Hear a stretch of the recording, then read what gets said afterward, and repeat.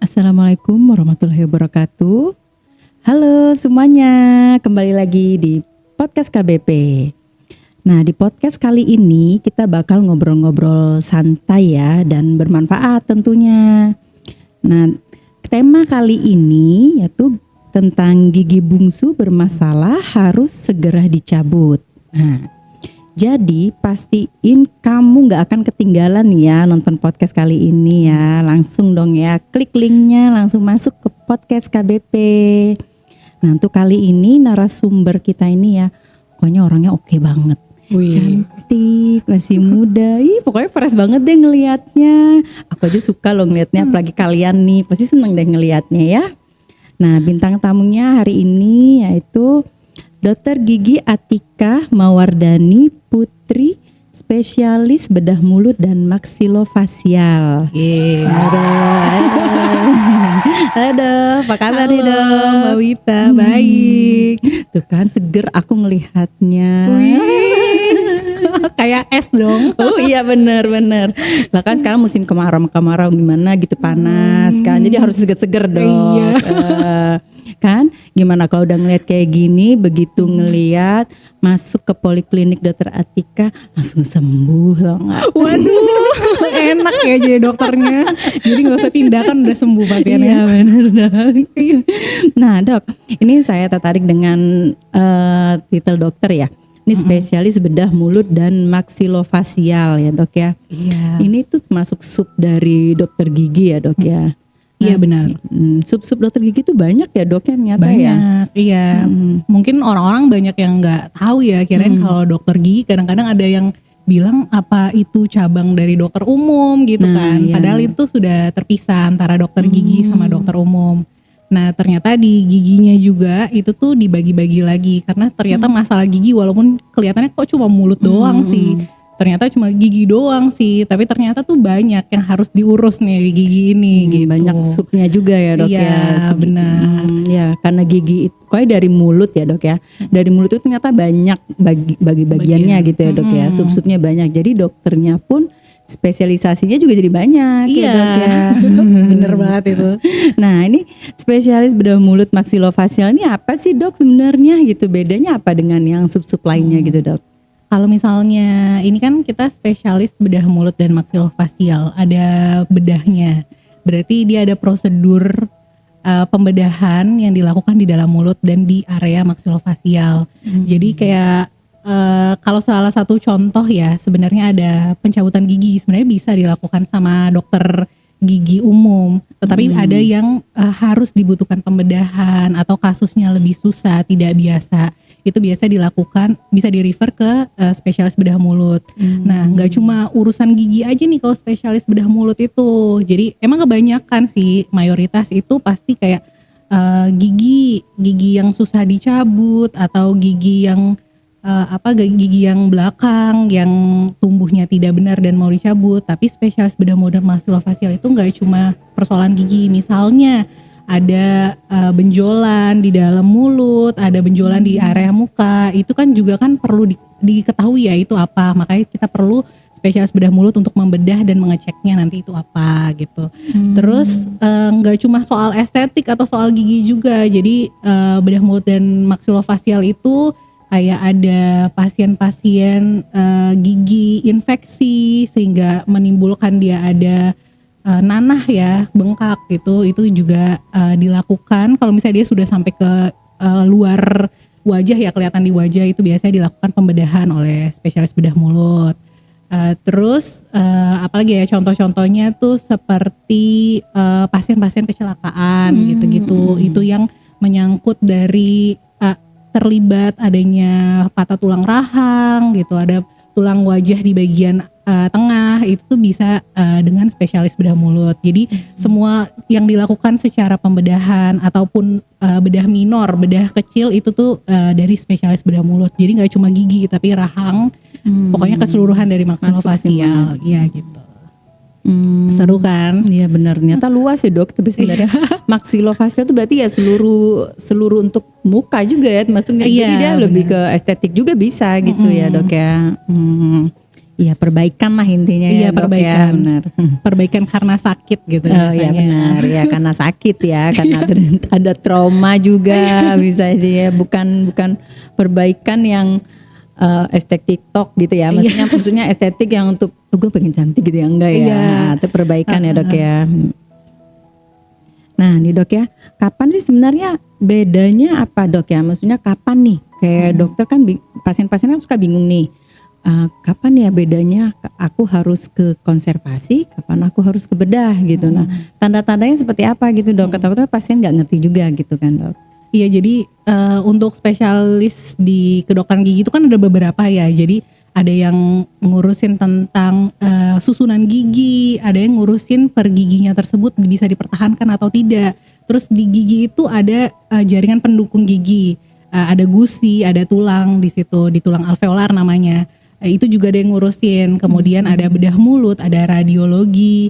Jadi kalau misalnya ditanya bedanya bedah mulut sama konservasi apa? Kalau konservasi itu kayak di suatu spesialis yang dia mempertahankan giginya. Jadi gigi yang tidak dalam keadaan berlubang, biasanya banyaknya ya berlubang, kemudian strukturnya masih bagus dan masih bisa dilakukan perawatan, itu dilakukan di konservasi gigi. Tetapi kalau misalnya giginya ini sudah tidak bisa dilakukan perawatan, sudah berlubang sehingga menyebabkan sudah ada kegoyangan atau bagian-bagian sekitar giginya juga sudah tidak baik dan harus dilakukan pencabutan, itu bisa ke bedah mulut gitu. Jadi sebenarnya beda banget malah konservasi sama bedah mulut ya. Jadi yang satu mempertahankan, satu mengambil. Cuma kan ada indikasinya gitu. Ada yang harus dipertahankan, ada yang harus dicabut aja nih gitu. Nah ya benar-benar intinya tetap lagi konsul lagi dok ya. Nanti itu dokternya yang menentukan gitu mana saat gigi itu perlu dipertahankan, mana yang maksudnya bisa dipertahankan, mana yang nggak bisa gitu ya dok ya. Benar. Nah otomatis kalau yang nggak bisa dipertahankan dan apalagi yang menemukan kesulitan ya dok ya, yang harus dilakukan pembedahan, otomatis ke dokter Atikah ya, langsung ke Polidokter Atikah. Benar-benar. Nah kondisinya tuh yang umum tuh biasanya apa sih dok yang memerlukan intervensi untuk dokter bedah mulut gitu dok? Jadi kalau misalnya kondisi gigi yang kemungkinan membutuhkan bedah mulut itu, jadi salah satu contoh misalnya giginya tersebut saat ke dokter gigi umum, kemudian susah untuk dilakukan treatmentnya, dilakukan pencabutan gitu. Nah itu bisa di refer ke bedah mulut. Biasanya misalnya giginya itu ternyata udah akarnya tidak normal, jadinya dia ada kesulitan bagi dokter gigi umum untuk mengambil giginya gitu. Jadi nanti kita bisa di refer ke bedah mulut. Mungkin karena giginya susah dicabut, ternyata akar giginya sama jaringan sama tulang di sekitar giginya itu dia nempel banget, itu kan susah ya untuk dicabut seperti biasa. Jadinya mungkin ada pembedahan minor gitu. Kemudian juga kayak biasanya sih yang paling banyak adalah gigi bungsu dengan kondisi-kondisi yang miring yang sudah menyebabkan keluhan-keluhan pada pasien. Biasanya tuh keluhannya kayak susah buka mulut atau ada pembengkakan di bagian belakang karena si giginya itu miring, kemudian sampai kepalanya pusing atau kayak kok sakit mulu, nyut-nyutan itu. Nah itu bisa dilakukan oleh bedah mulut. Bisa sebenarnya dilakukan sama dokter gigi umum. Cuma mungkin dilihat dari kasusnya, kalau misalnya dia susah ataupun kemungkinan si pasiennya juga ada kecemasan yang tinggi atau ada resiko-resiko lain, bisa di refer ke bedah mulut gitu. Dok, ya. Nah tadi dokter bilang tuh banyak kasusnya itu gigi bungsu gitu dok. Jadi selama Iya. ini selama dokter prakteknya sering nemunya gigi bungsu ya dok ya Iya, gigi permasalahannya. bungsu. Kenapa sih Bener, si bungsu kenapa ya? sih bungsu ya? Bungsu ngerepotin aja ya beneran. Iya. Iya ampun. Saya anak bungsu. Saya bungsu. Iya. Kita sama dok. Jadi ngerepotin. Kita sering ngerepotin ya dok ya. Iya dia pengen diperhatiin terus gitu ya masih Iya. bungsu itu ya bener ya. Jadi berarti bener ya dok ya gigi bungsu ya sekarang ini ya dok ya banyaknya tuh emang problemnya tuh di gigi bungsu ya dok Iya, ya. Nah saya penasaran nih dok. Kenapa tuh zaman dulu nggak pernah ada tuh permasalahan gigi bungsu? Kenapa sekarang itu banyak problem gitu dok di gigi bungsu? Jadi tuh untuk problem sekarang atau yang sebelumnya kayaknya bisa jadi pertama kalau zaman dulu mungkin untuk pemeriksaan gigi itu mungkin belum sekarang mungkin ya, atau bisa jadi juga untuk dari anatomi. Jadi kayak dilihat dari rahangnya zaman dulu mungkin dia dari segi makanan yang membuat kerja dari rahangnya itu lebih banyak dibandingkan yang sekarang. Kan sekarang kadang-kadang anak kecil malas makan yang keras-keras. Kalau dulu iya, mungkin benar. makannya keras-keras ya. Jadi pertumbuhan kayak trigger untuk pertumbuhan si tulangnya. rahang itunya ya, Iya, dok ya. jadinya dia besar sehingga gigi bungsu ini yang nyebelin ini bisa keluar ke atas ya kan. Gitu. Jadi ini nggak kebagian tempat nih si gigi bungsu keluar ya. Iya, Makanya iya. jadinya tuh nyempit gitu ya dok ya. Kadang-kadang posisinya itu jadi trouble gitu ya doknya. Kadang sih ada yang menyebutkan kayak misalnya dari jurnal-jurnal sebelumnya perkembangan rahang itu bisa berkembang, bisa disebabkan atau bisa di-trigger dari makanan yang dikonsumsi. Jadi misalnya dia sering makan yang keras-keras, jadi dia kayak terpacu untuk bertumbuh, jadinya bisa tumbuh.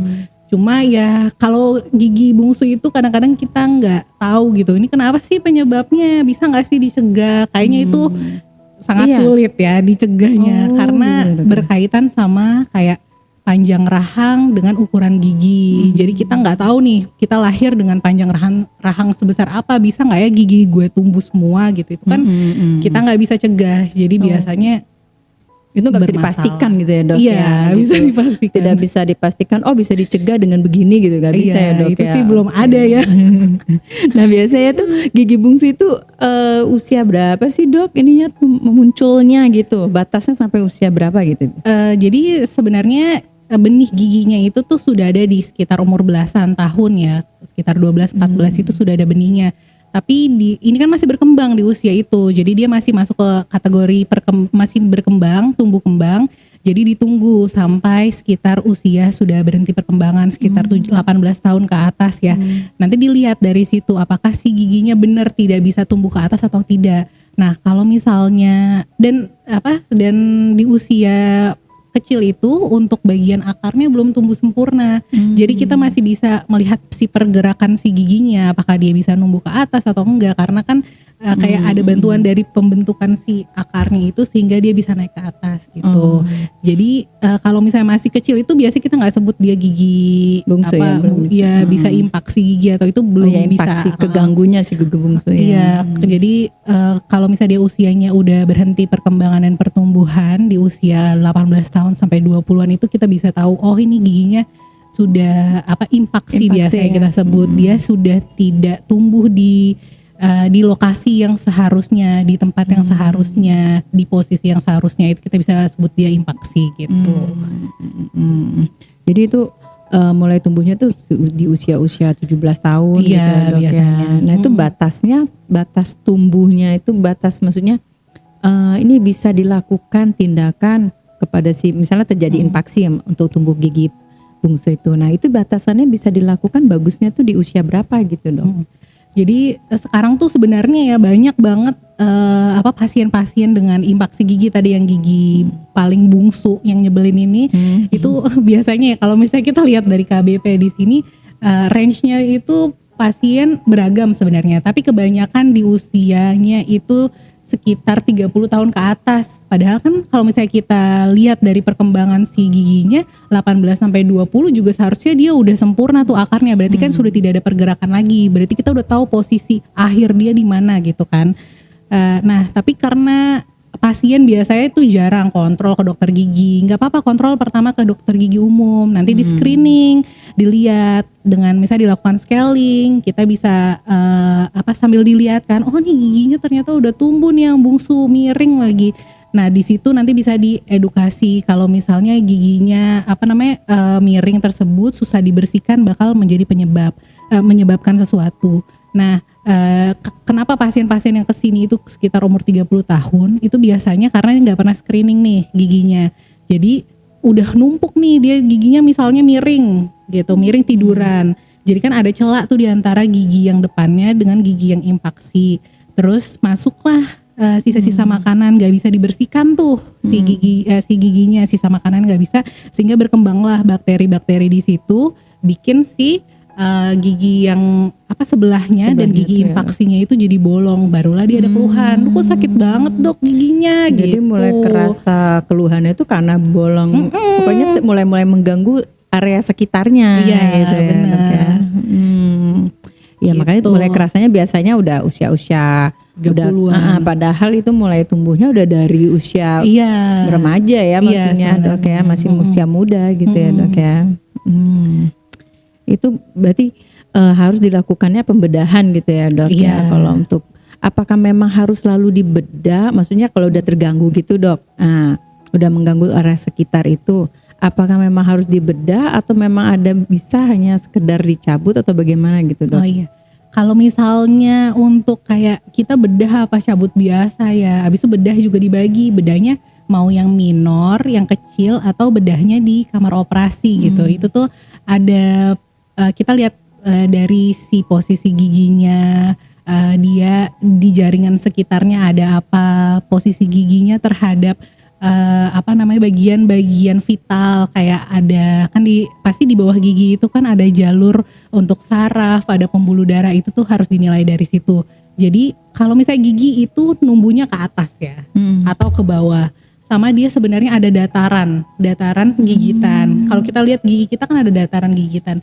Kalau misalnya dia tumbuh lurus, kemudian dia sempurna keluar semua, kemudian dia nggak lebih ke kanan apa lebih ke kiri, biasanya lebih ke bagian pipi atau lebih ke bagian lidah gitu. Berarti kan itu posisinya berbeda ya. Tapi kalau misalnya dia tepat di situ gigi bungsunya dan numbuh sempurna, nggak ada keluhan dari gusi-gusi sekitar yang membengkak, itu tidak perlu dilakukan odontektomi ya, odontektomi atau pengambilan gigi. Tetapi kalau misalnya biasanya sih dia gigi tumbuh sempurna semua keluar, tetapi di bagian sini nih ketutupan sedikit sama gusi. Kemudian kan gusi itu kan kayak ada kayak selipan gitu ya, sering selipan makanan di situ. Oh iya bisa. Terus jadi bikin celah.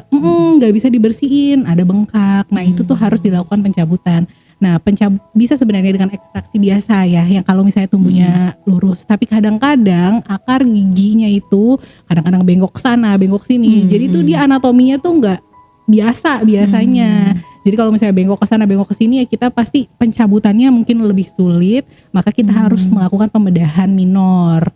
Jadi pembedahan minor itu sebenarnya juga mempermudah si gigi tersebut keluar dari soketnya lah gitu. Jadi dikasih ruas biar bisa diangkat gitu ya. Gitu, dok, ya, benar. Daripada stres kan dicabut gigi, benar. kita tekan kenceng-kenceng, terus kena tekanan kayak deg-degan kan, pasti kan jadi pasien. Terus jadi gigi emang. jadinya ya udah lebih memudahkan kita potong si giginya. Jadi ada pembedahan minor. Sebenarnya dilihat dari kasus sih. Berarti sebenarnya bisa dilakukan, ada yang bisa dilakukan di poli, bisa ada yang nggak mesti dioperasi, ruang operasi gitu ya dok ya, tergantung situasi ya. Situasi banget itu. Dan itu macam-macam ya dok, gak bisa dipastikan gitu ya dok ya, bakal ini tuh bisa ya itu dicegah gimana gitu. Kalau misalnya pertumbuhan sih nggak bisa dicegah, dia nanti kita atur yuk dia belok ke sana, belok ke sini, nggak bisa gitu. Tapi kalau misalnya udah ada kejadian nih, ya udah dicabutnya pun kita nggak bisa ngatur, nggak bisa bilang ini gampang, ini enggak. Kadang-kadang tuh susah, ya udah kadang-kadang terlihatnya gampang, taunya susah, berarti harus bedah minor gitu, nggak bisa ekstraksi biasa gitu. Jadi sering banget bisa dipastikan Iya, ya, emang si bungsu ini gampang-gampang susah emangnya ngaturnya. Aduh bener. Aduh itu PR banget itu ya, berarti emang intinya pas ketika prosesnya tuh nggak bisa dicegah, jadi ya pasrah aja yang nunggu ya. Jadi intinya kalau misalnya dia ada keluhan itu udah tergantung rezekinya orang masing-masing. Iya, kayaknya bener deh, Soal semua ada gigi itu rezekinya. ya. Ya kan kalau terganggu, wah ternyata ini kan harus dilihat dulu ya dok ya, berarti problemnya. Wah ini ternyata untuk intervensi setelah intervensinya tuh harus dibedah minor, berarti harus dibedah yang lebih besar di oka gitu kan dok ya. Aduh sulit ya. Memang Emang sulit ya kalau tentang gigi ya. gigi ya benar gitu dok ya. Nah itu untuk pembedahan itu berarti harus kayak ada persiapan gitu nggak dok untuk misalnya nih ternyata harus diintervensinya dengan pembedahan gitu. Dia ada persiapan nggak gitu dok tertentu gitu? Untuk kalau misalnya pembedahan di poli pembedahan minor gitu, kayak kemungkinan sih pasiennya harus dalam kondisi yang baik aja. Jadi tidak ada kelainan darah, tidak ada kondisi umumnya baik, tidak ada gula darah tinggi atau tidak ada hipertensi, tinggi tekanan darahnya, gitu-gitu pastikan, karena kita kan ada intervensi melukai jaringan kan, nanti kan pasti ada ada darah yang keluar. Kalau hipertensi takutnya kecepatan darah yang keluarnya lebih besar dibandingkan yang biasa. Kemudian kalau misalnya ada gula darahnya tinggi, takutnya penyembuhan lukanya malah yang susah setelah ekstraksinya. Pokoknya keadaan umum pasien yang pertama sama kesiapan pasien. Kadang-kadang pasien kan suka, kok operasi sih dok, gitu kan, operasi cemas kecil. berlebihan juga ya dok ya.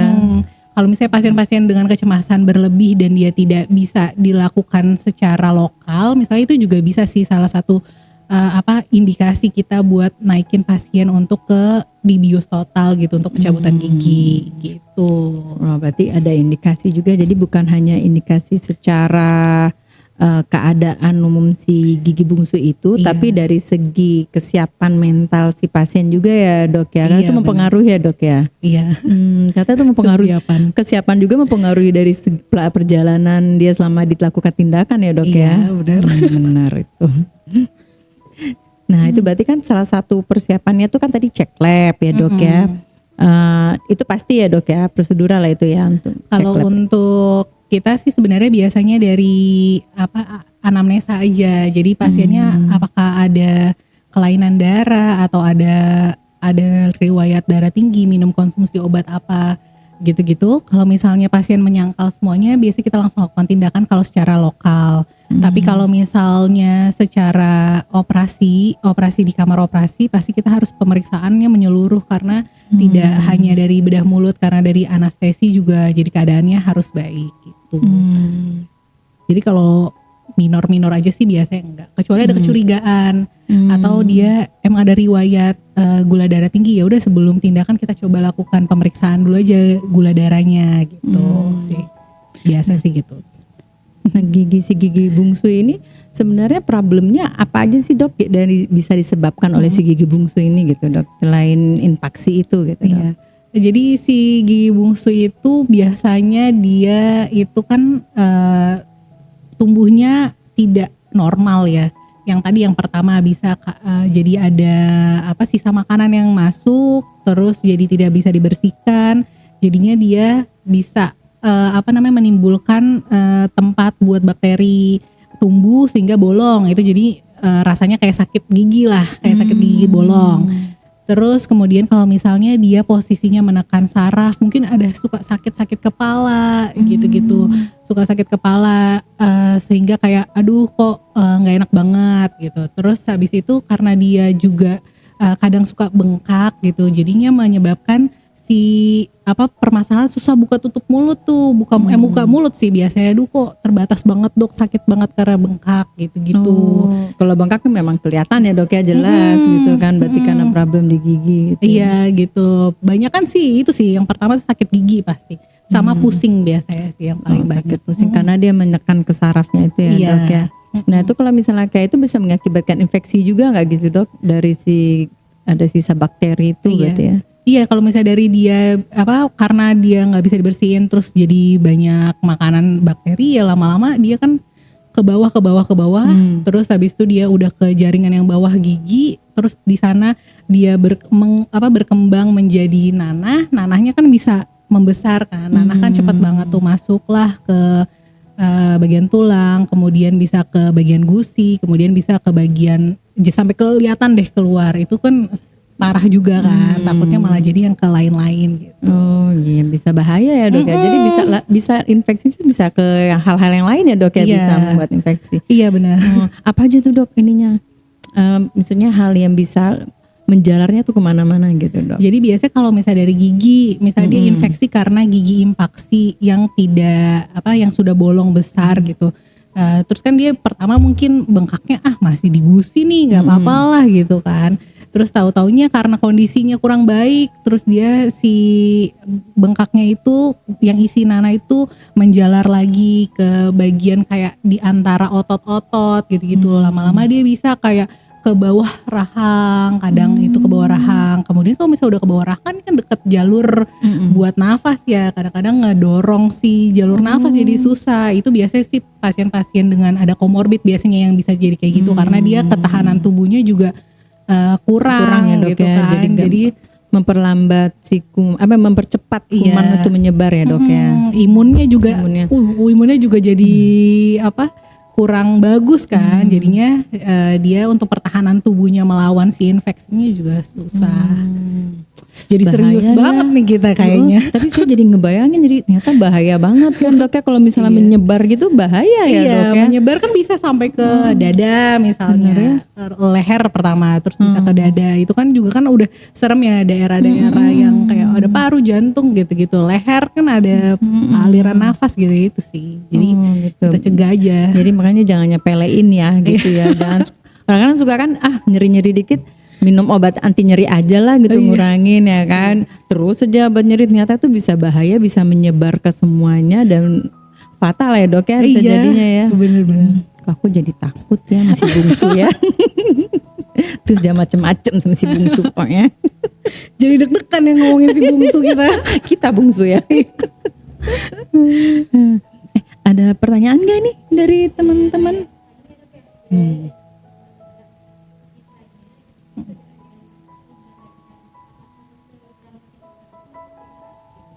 Ada Giginya tajam. gigi yang patah dan ada gigi yang patah. Nah, sehingga tajam harus dicabut.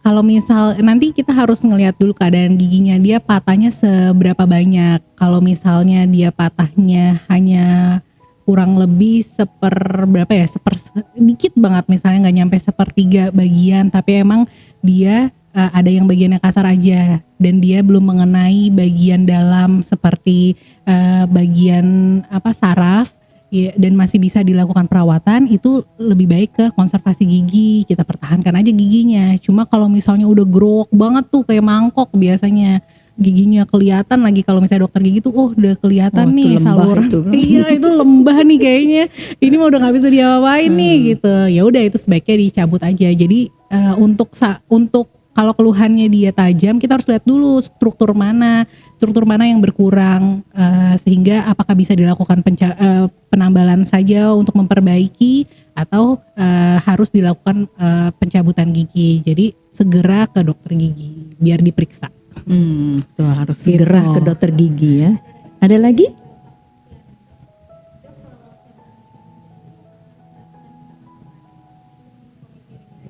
Nah, itu dia tuh pasti orang pada bingung kenapa sih dokter kadang ke ini bingung kan, yang kayak tadi kita bahas ya dok, kenapa ternyata ada yang bisa di poli, ada yang bisa di ruang operasi. Nah gitu kan, ternyata gimana dok, ada indikasinya nggak dok tuh?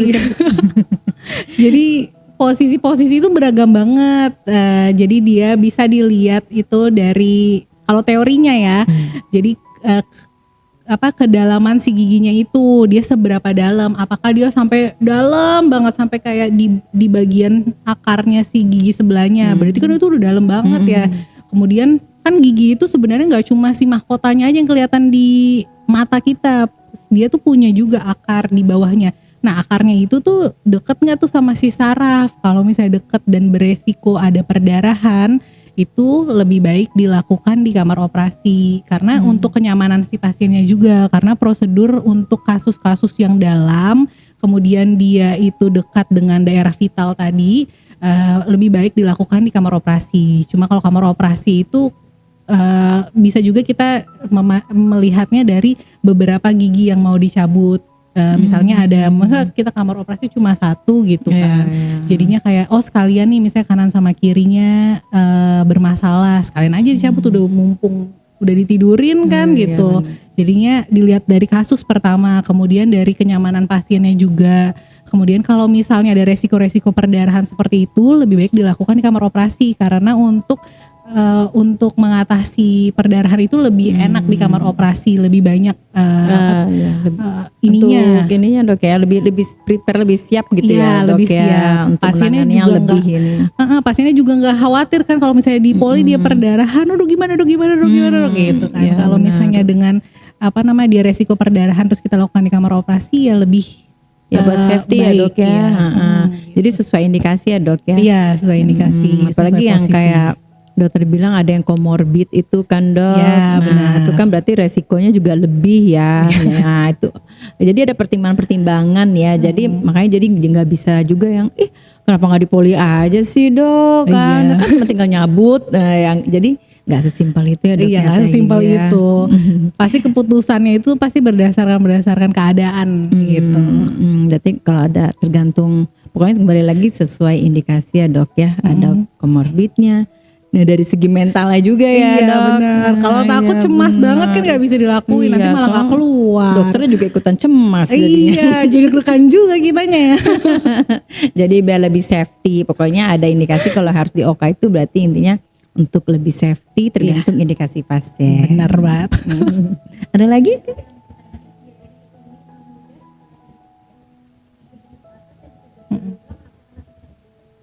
Gigi bungsu yang berlubang dok. Iya, masalah gigi kan biasa kita gigi bungsu mah bawah gitu ya miring. Gigi atas juga suka bermasalah.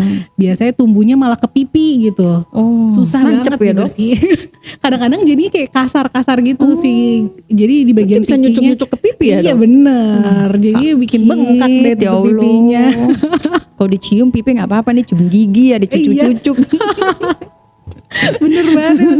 Jadi gigi yang penumbuhnya aneh tuh, dia suka ke arah pipi. Kalaupun dia lurus, nggak sempurna banget serat dataran oklusal kayak dataran gigitannya, itu tuh pasti susah banget dibersihin. Pasti tuh udah berlubang. Kalau kayak gitu, itu mah dicabut bukan dilakukan perawatan. Karena perawatan di gigi belakang kan gigi paling belakang susah ya, ditarik pipinya nggak kelihatan, kesian nanti dokter spesialis konservasi ribet, mendingan dilihat nggak kelihatan juga gigi bungsu sama orang ya, mau dirawat juga nggak kelihatan tuh, ujung banget itu. Iya, kalau udah kayak gitu sebenarnya kalau misalnya belum berlubang dan dia kayaknya berpotensi untuk berlubang, mendingan dicabut aja. Kalau udah berlubang kan udah nyeri lagi nih gitu kan. Udah rapuh lagi, kadang-kadang jadi susah deh dicabut, jadi harus agak dibuka gitu. Jadi mendingan dicegahnya kalau misalnya udah nggak bener nih tempatnya, udah dicabut aja karena dia nggak berfungsi buat makan juga kok, buat mengunyah tuh nggak berfungsi. Jadi intinya sih sebelum dia sakit, lebih namanya udah tumbuh lebih baik dikontrol gitu ya dok ya, kontrol ke poli dan dilihat itu ada potensi nggak bisa bikin nyeri itu ya dok ya. Jadi jangan nunggu sakit, kontrol, mending dicabut daripada keburu susah ya gitu, keburu nyeri. Ada lagi?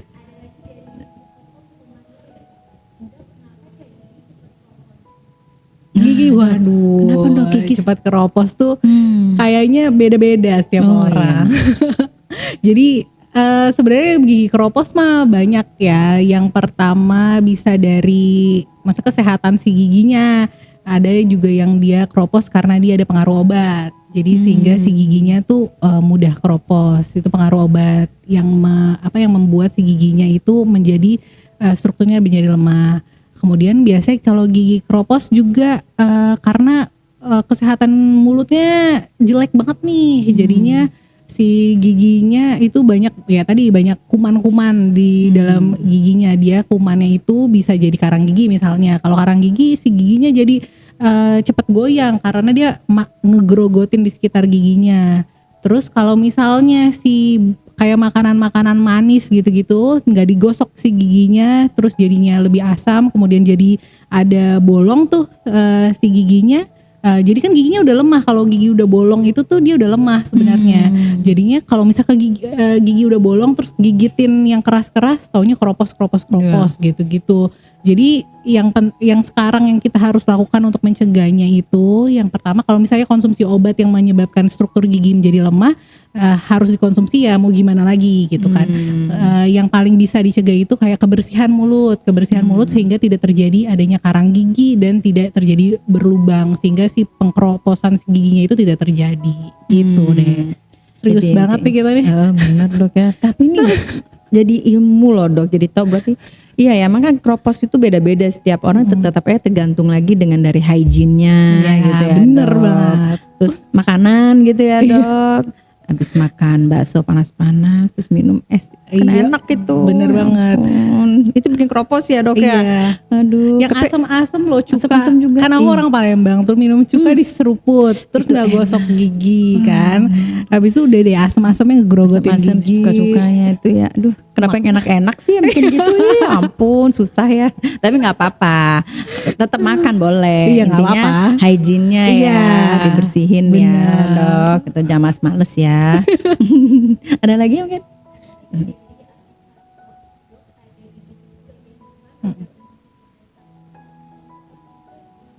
Belum copot juga. Wah, copot itu juga. bisa kita harus dilihat dulu si giginya itu, gigi depannya. Kita lihat udah gigi yang harusnya menggantikannya, gigi dewasa yang menggantikannya sudah tumbuh apa belum. Biasanya kalau misalnya gigi susu bertahan, terus ada gigi dewasa yang harus menggantikannya sudah tumbuh, biasanya dia jadi kayak gingsul atau dia di belakang, tumbuhnya malah di bagian langit-langit. Tabrakan gitu ya, dok ya. Atau bisa jadi juga si benih gigi yang dewasanya yang harus menggantikannya nggak ada. Nah itu tuh nggak bisa kita tahu dengan penerawangan dokter ngelihat langsung. Kita Pakai ilmu penerawang gitu kan. jadi kita harus foto ronsen nih karena Iya, kan benar. mata kita cuma bisa ngelihat Iya. tuh si Duh, saya giginya serem kalau dokter aja. bisa ngelihat semua. Iya, Mas, masa serem ya, saya dok? bilang ini benihnya ada nih di atas. Hebat Waduh, banget. kayak serem banget gak sih? Matanya punya ilmu. Iya. Ya, dok. Jadi yang paling baik itu dilakukan pertama ya kita foto ronsen dulu aja biar tahu benih giginya ada apa enggak. Terus gigi apa jangan-jangan giginya posisinya di belakang atau posisinya lebih di depan. Jadi paling baik kontrol ke dokter gigi kemudian dilakukan foto ronsen gitu. Jadi lebih jelas ya dok ya. Iya benar. Jadi kelihatan lah tuh ya tetap yang bisa bacanya dokternya kan kita nggak ngerti. Jadi foto ronsen tetap yang bacanya dokternya. Kita mah nggak ngerti tuh hasil foto apaan itu gambar-gambar gitu kan. Iya benar. Jadi kan tetap kontrol ke dokternya. Jadi nanti dokternya yang nentuin. Ada lagi pertanyaan?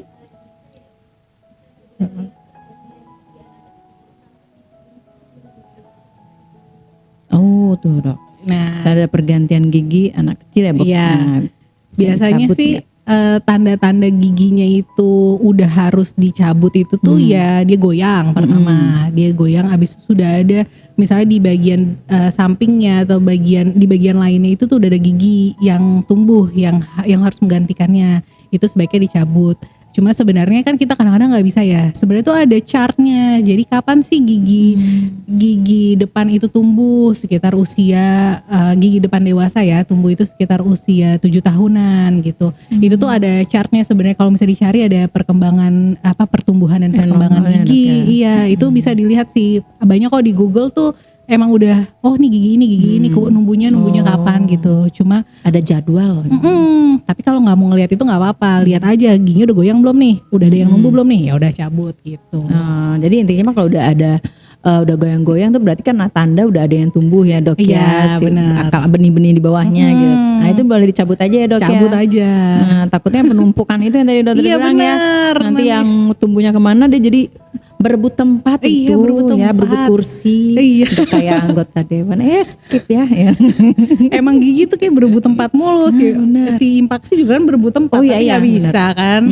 Karena kalah udah tuh, bungsu terakhir. Udah nggak ada tempat lagi di ujung mentok. Nah itu Iya. nyeri jadinya ya dok, benar. Iya udah. Ada lagi?